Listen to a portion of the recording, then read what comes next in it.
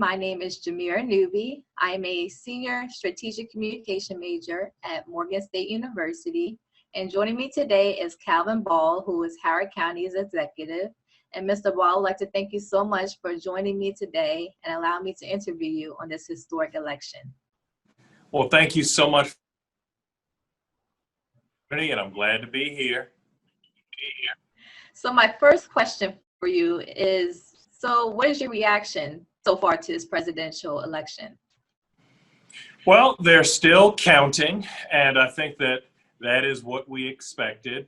I think that we're seeing a divided nation, people who feel very strongly about one set of values, as well as people who feel very strongly about a different set of values. And the presidential campaign helped expose that, but I think the election results help reinforce that.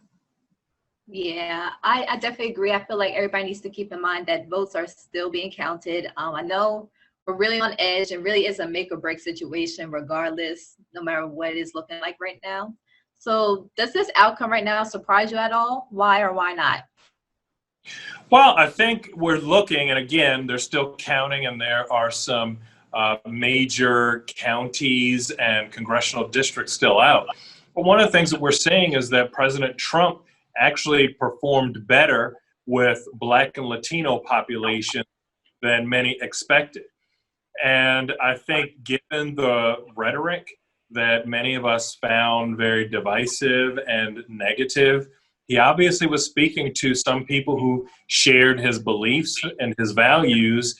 And I think that that says something about our nation and about some critical community conversations that we need to have about our past, our present, and most importantly, our future. I definitely agree with you on that. So what do you think were the big factors during the campaign season that got us where we are today? Well, I think, probably the most impactful was this global pandemic. Yeah. I think when you have a global pandemic, the likes of which we haven't seen in about a century, people don't know how to campaign. And so just the mechanics of running a campaign, going door to door, having events and trying to keep people safe.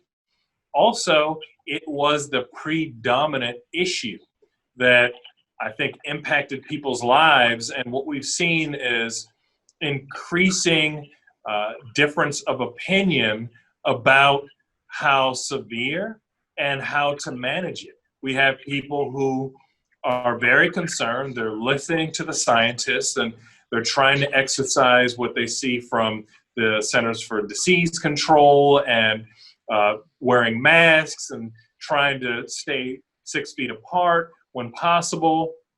And then there's another sector of our community who feels like the only measure that matters is death rate and is very skeptical about what the science says and isn't necessarily employing many of the factors that we are hearing are the best ways to stay safe.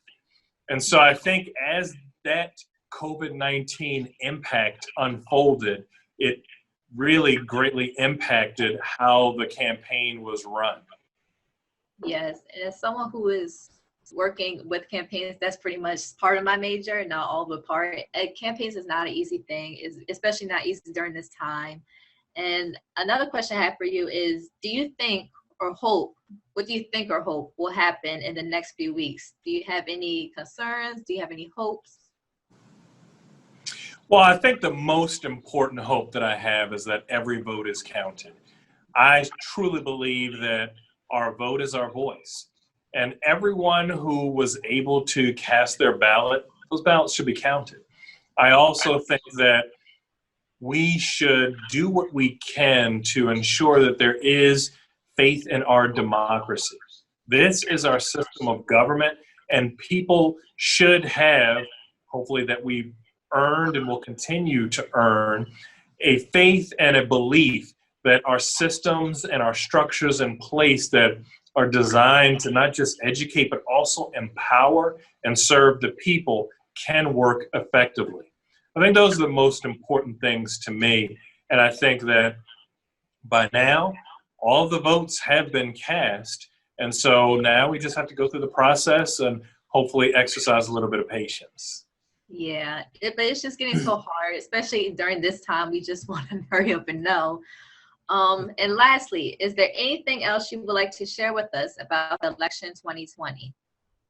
Well, I'm just so very proud, as a second generation Morgan man, to see the Bears do so much to not only be active and engaged during this electoral process, but as a campus through the leadership of President Wilson and his team and all of the fantastic faculty members and students, just make it so that it's a safe place for people to be heard and to engage in the public space, to learn, to grow, and to help our nation be better and to form that more perfect union.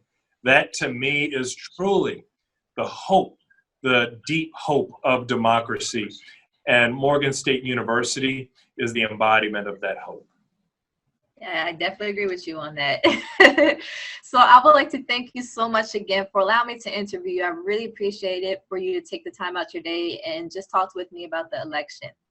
It's my honor and my pleasure. Stay safe. You too. Bye-bye.